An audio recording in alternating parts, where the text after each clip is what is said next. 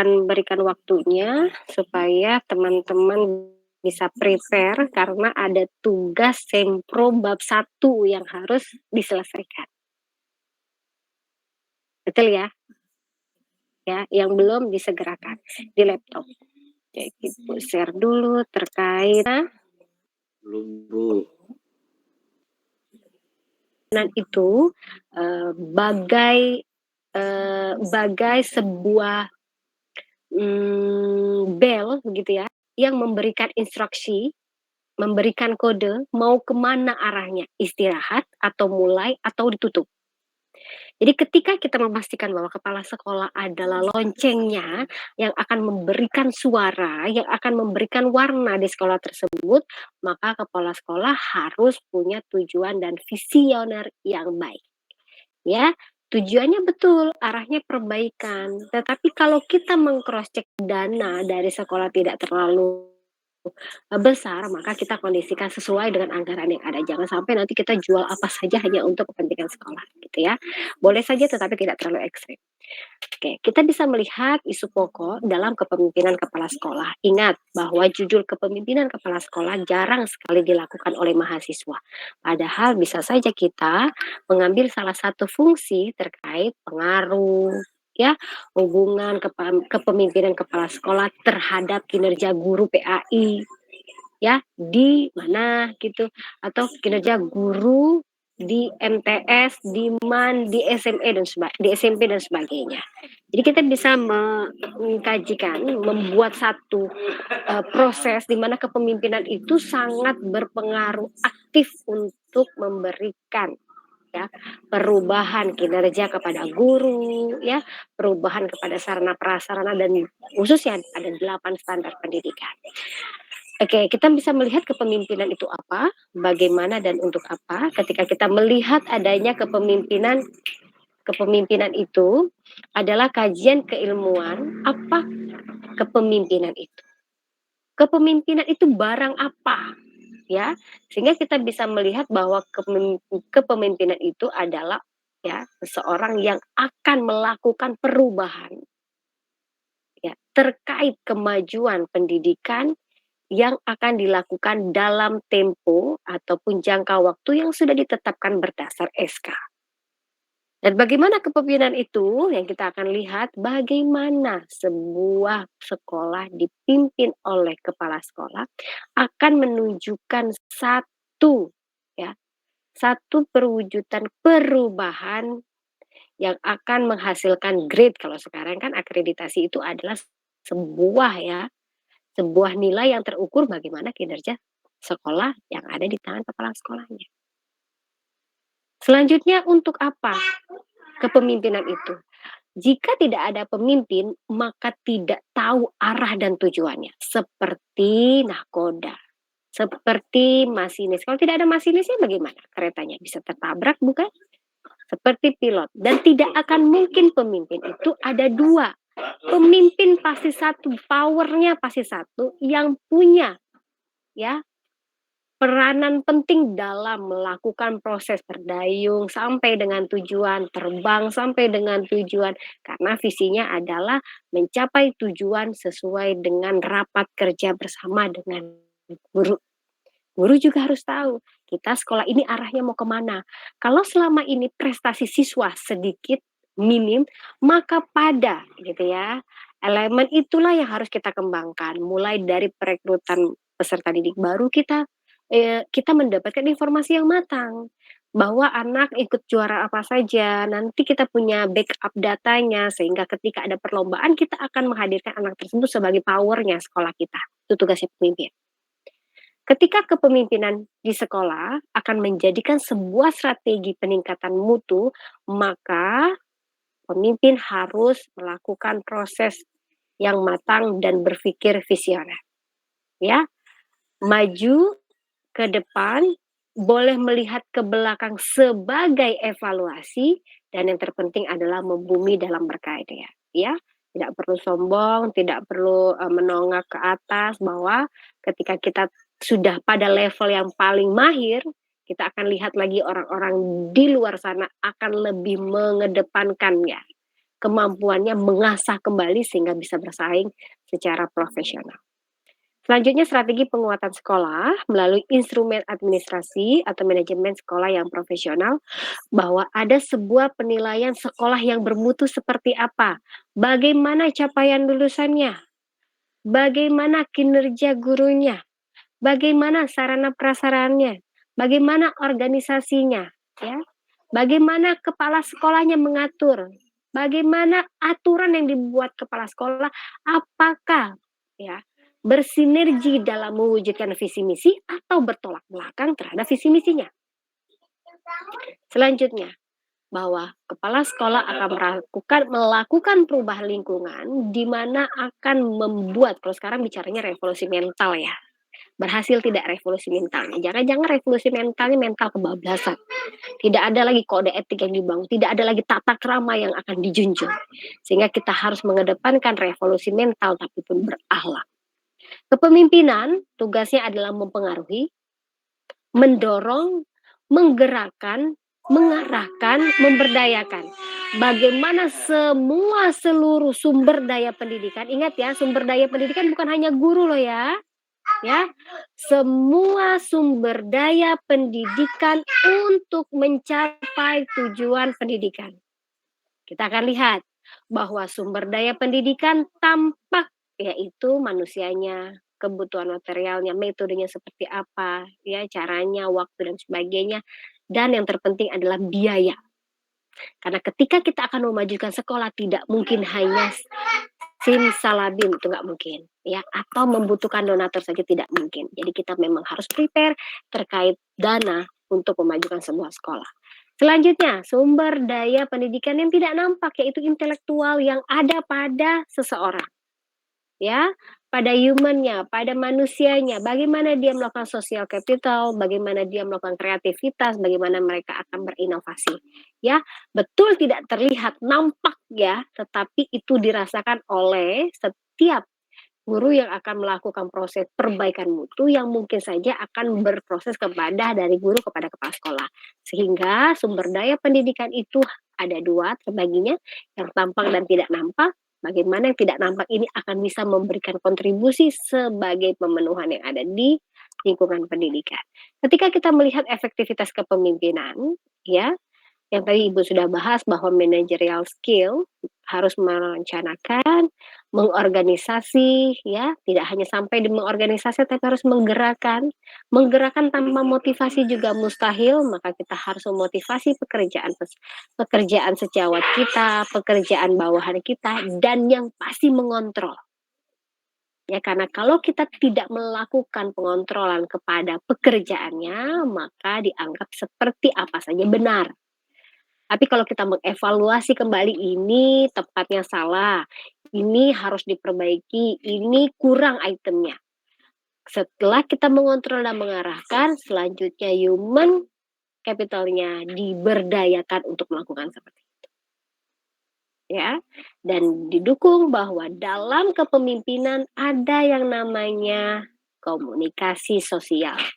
Ada stakeholder, orang yang berpengaruh juga ya untuk mewujudkan lingkungan kita, kemajuan pendidikan seperti orang tua murid, masyarakat dan sebagainya atau kerjasama yang dibangun seperti melakukan negosiasi dan network, kerjasama bagaimana membangun jejaring gitu ya, hubungan yang matang dengan puskesmas supaya ada komunikasi sosial bahwa, teman-teman ataupun pentingnya guru untuk menjaga kesehatan juga kepada peserta didik, terkait kita juga melakukan MOU kerjasama terhadap yang namanya lembaga pendidikan lain, konsultan pendidikan, ataupun pada dokter umum dan dokter gigi ya. Jadi bisa kita pastikan negosiasi dan jaringan ya, jaringan kita itu tidak terputus dan memberikan aura yang positif bahwa ketika kita melakukan network gitu ya, kita akan melakukan proses yang matang bahwa yang sudah kita tetapkan akan melakukan MOU maka setiap tahunnya harus berjalan dengan baik seperti layaknya kita membuat MOU yang ada ketika PKL. Karena MOU yang dibuat oleh di masa Anda itu sudah habis di masa yang 5 tahun lalu.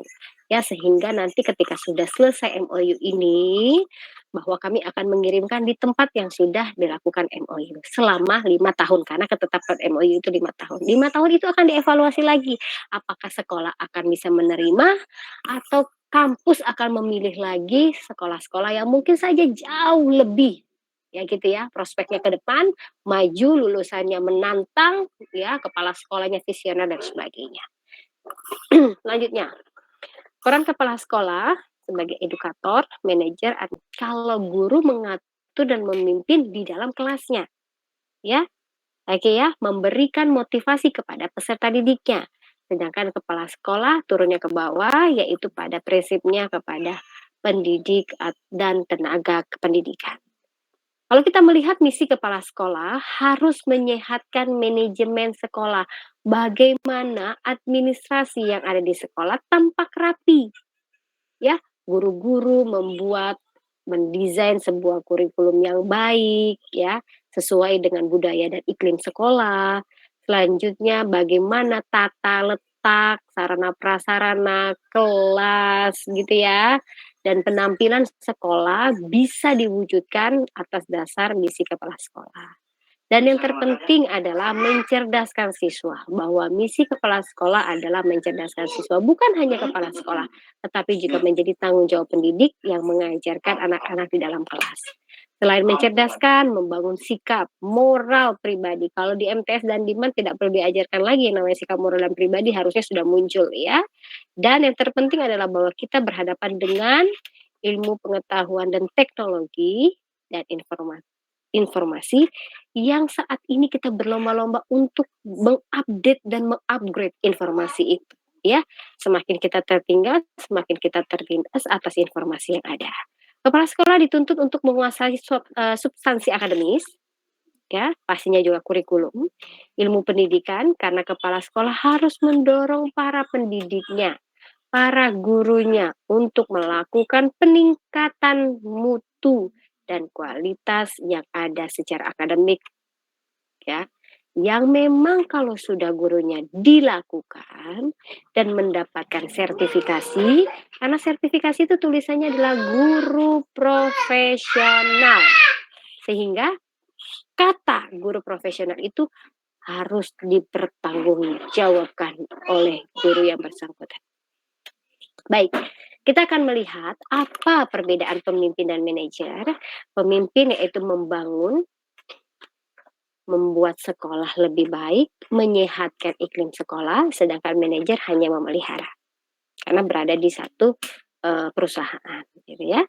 Pemimpin memiliki visi masa depan, pada dasarnya kalau manajer fokus pada hari ini, fokus targetnya apa, ya. Kalau manajer fokus pada budget dan laporan, tapi kalau pemimpin fokus pada orangnya, bagaimana memotivasinya, bagaimana membangun timnya, tidak berbicara budget hari ini berapa. Tapi pemimpin akan mengatakan bagaimana ya hasil pembelajaran hari ini, bukan budget. Selanjutnya, yang pasti bertanggung jawab, sama-sama bertanggung jawab, ya, berorientasi keluar ke arah pencapaian tujuan sekolah. Sedangkan manajer melihat pada fokus pekerjaan di organisasi itu. Kalau hari ini saya harus melakukan MOU dan menghasilkan kerjasama 3 lembaga, maka itu harus dilakukan oleh manajer. Oke, selanjutnya terus-menerus belajar dan bertumbuh. Kalau manajer bekerja berdasarkan pengalaman masa lalu. Ya, oke, saya akan share dulu terkait contoh, sebentar ya, saya add show dulu.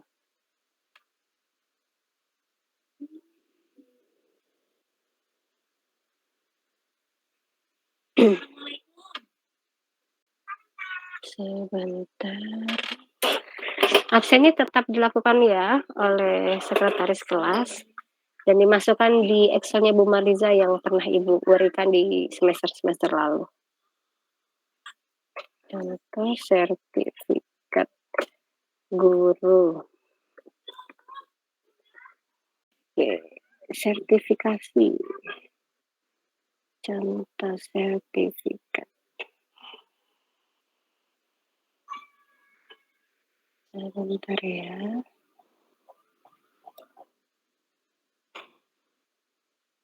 sertifikasi.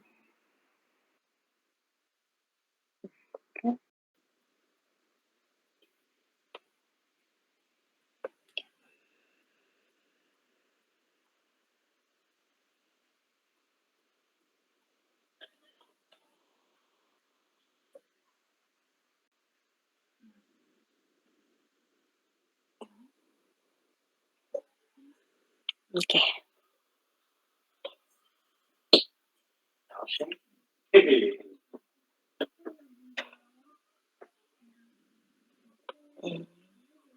Contohnya mana ini?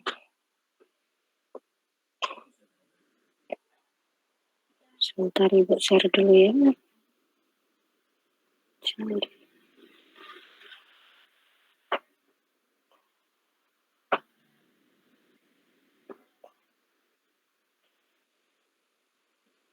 Terlihat tidak?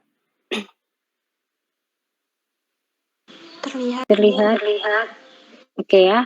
Coba dilihat di sini.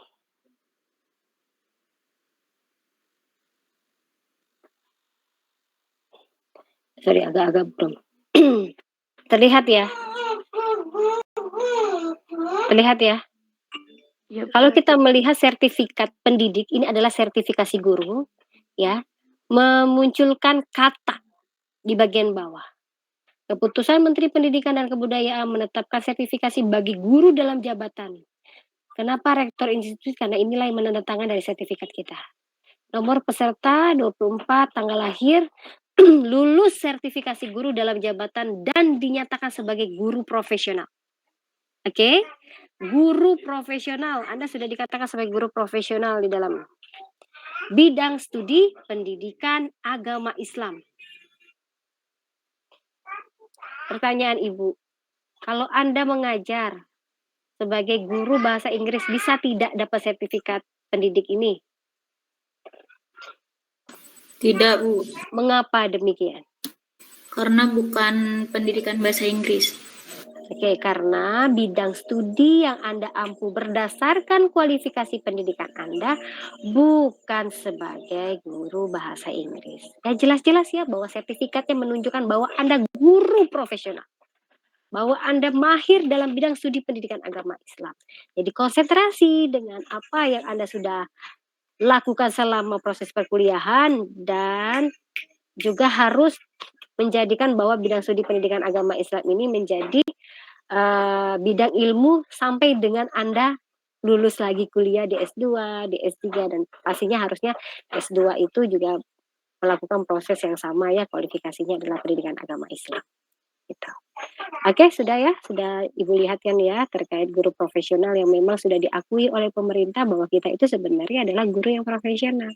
Di dalam sertifikat itu sendiri yang membuktikan. Baik, mahasiswa Ibu banggakan, mohon tidak meninggalkan ruangan. Ibu akan berikan tugas satu item satu mahasiswa. Sebentar. Tidak meninggalkan ruangan ini, jadi tulis tangan. Nanti Ibu akan panggil satu persatu, hanya 7 orang saja memberikan terkait gaya kepemimpinan. Sebentar.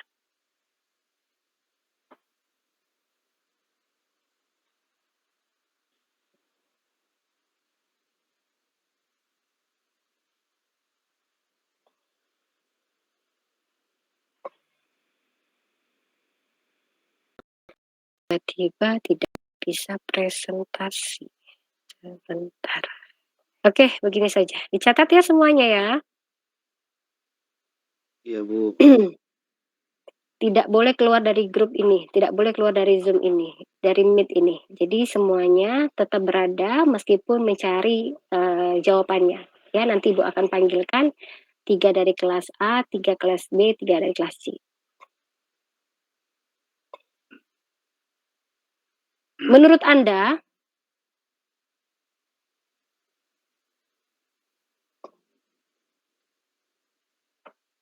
gaya kepemimpinan apa yang tepat dan paling efektif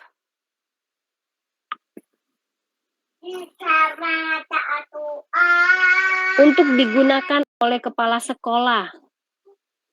Ibu tidak mengulang lagi ya. yang ada di Indonesia?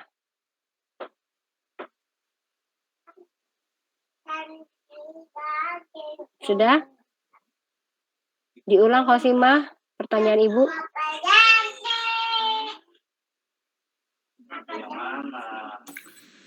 Menurut Anda, gaya kepemimpinan apa yang tepat dan paling efektif untuk digunakan topik yang ada di Indonesia? Ya, masing-masing itu.